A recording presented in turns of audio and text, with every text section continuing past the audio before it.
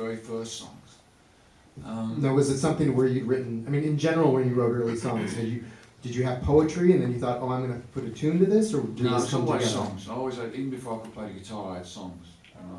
You know, So was the music first and then lyrics? No, lyrics first. Always, for me, always lyrics first. And the kid next door had the tunes, Wiggy, his name is, and he had the tunes on his guitar, and so I wrote words to that, then he taught me how to play the guitar, that was his mistake. But then once I'd learned to play, I was away, you know. And I just wrote, you know, songs that sounded a bit like the Rolling Stones, we really liked, a bit like Rod Stewart, a bit like Bob Dylan, which is an art, you know, all those fabulous three chords. But the person I really wanted to write songs like was Smokey Robinson. And that was, you know, that. Yeah, I mean, I do think I know it sounds silly from last night, but I've always thought of myself as a soul singer. It's not anything to do with colour or sound, it's about where it comes from. Well, there's a lot of Motown in your songwriting. Yeah, there is, I'm always nicking it. I mean, you know, if you, I mean, when we were on tour in Germany, the very first show in Berlin was in a new venue I'd not played in before called Heimathafen, and it happened to be on Karl Marx Strasse, which I only realised when I looked in the itinerary to tell the cab to take me there. And a lot of people generally think, you know, probably, you know, every Billy Bragg gig is on Karl Marx. You know, metaphorically, but that's not true. A lot of my shows, we end up rambling around somewhere with Woody Guthrie, more likely, you know, than Karl Marx Strasse, but always 100%. A Billy Bragg gig, at some point you will find yourself on Smokey Robinson Strasse. You know, even if I'm singing, probably the most Smokey Robinson song last night was probably I Ain't Got No Home in This World Anymore. Don't ask me how, but that works. But. So when you started writing songs and you were thinking Smokey Robinson, were you thinking political Smokey Robinson, or did the political, like what were you writing about? This is the interesting thing. When I think about where I got my politics from, my parents weren't political. I lived in a town where one party had been in power since 1931 and still are, the Labour Party. Wasn't necessarily very political. Where did I get my politics from? Well, I listened to a lot of black American soul music from the 1960s, and if you listen to that music, even if you are, you know, ultimately getting your high from the tracks of My Tears, you're also going to pick up stuff like, you know, People Get Ready. And yeah, Marvin Gaye, yeah. I mean, it's by osmosis. You can't but pick up the politics of the civil rights movement. So, you know, American pop kind of politicised me. That's where I got my politics from. Or the idea that music should say something more than I'm great, you're shit, do you like my socks?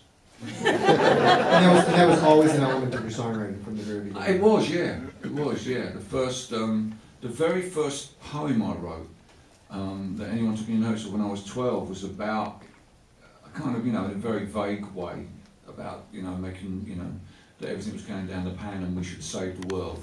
And the teacher wrote to my parents and asked if I'd copied this from anywhere at home, which I took that very encouraging. Then they got me to read it out on the local radio, and I thought, oh, you know, I could do this. And then eventually, out of all the exams I took, I only passed one, and that was English language, and I got grade A for English language, and I thought, well, what other qualifications does a singer-songwriter need? I don't really need, you know, science. I don't really need. I mean, geography's come in handy. If only to find this place. Although now they've invented the sat now, I suppose that's all. But yeah. So that and being a Boy Scout, being in the Boy Scouts, kind of like sort of. That was. I then once I was in the Boy Scouts and listened to Smokey Robinson, I more or less had everything I needed to do this job. So I had to wear shorts manfully. I see you guys have copped out. To do a good deed every day.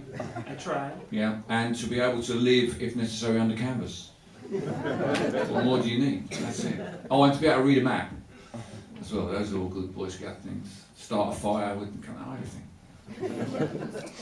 Yeah, and a songwriter as well, sitting around singing songs around the campfire. Ginganguli and all that stuff. Do you sing that in America? Probably not. No. Yeah. You want to hear about that? Yeah, I'm going to play Ginganguli. What are you looking at? He closed last night's concert with a song about bedwetting, so this is not out of character. Just a second, a Woody Guthrie song about bedwetting. Ginganguli, guli, guli, guli, watcha, gingangoo, gingangoo, ginganguli, guli, guli, guli, watcha, gingangoo, gingangoo. Hey la, Shayla, hey la, Shayla, hey la, ooh. Hey la, Shayla, hey la, Shayla, hey la, ooh. Best bit. Shalawali, shalawali, shalawali, shalawali, oompa, oompa, oompa. Ask me what it's about. It's one of those mystical things. You have to be in the Boy Scouts to know. You wouldn't, since you had